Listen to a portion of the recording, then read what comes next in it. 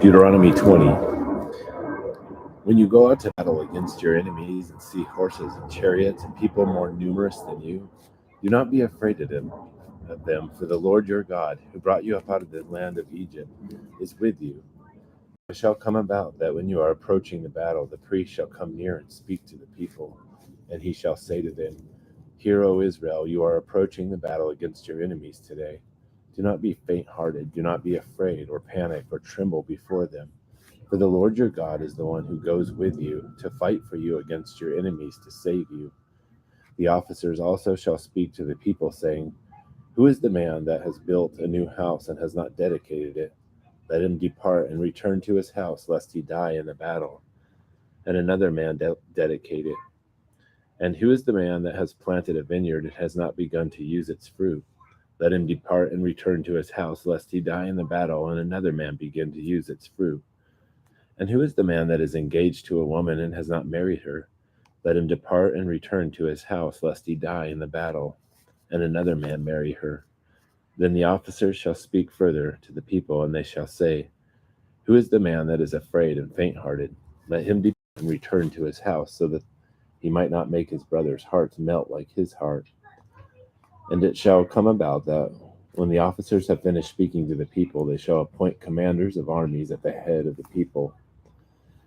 When you approach a city to fight against it, you shall offer it terms of peace. And it shall come about, if it agrees to make peace with you and opens to you, then it shall be that all the people who are found in it shall become your forced labor and shall serve you. However, if it does not make peace with you, but makes war against you, then you shall besiege it. When the Lord your God gives it into your hand, you shall strike all the men in it with the edge of the sword. Only the women and the children and the animals and all that is in the city, all its spoil you shall take as booty for yourself, and you shall use the spoil of your enemies which the Lord your God has given you. Thus you shall do to all the cities that are very far from you, which are not of the cities of these nations nearby.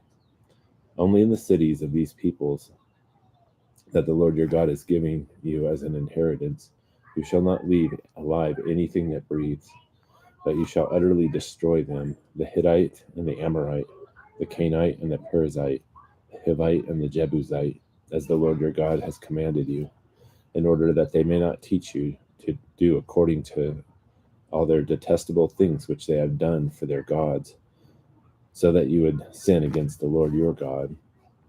When you besiege a city a long time to make war against it in order to capture it, you shall not destroy its trees by swinging an axe against them, for you may eat from them, and you shall not cut them down.